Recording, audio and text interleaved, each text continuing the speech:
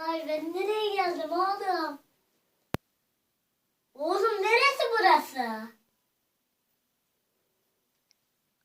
Göl kenarı sanki. Oğlum göl kenarına gelmişim. Ana! Köprü var. Oğlum köprü var. Geçelim böyle. Ana göle.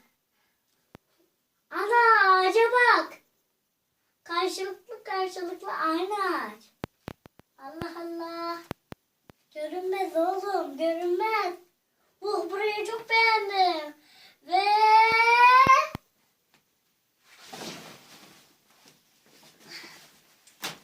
Bravo.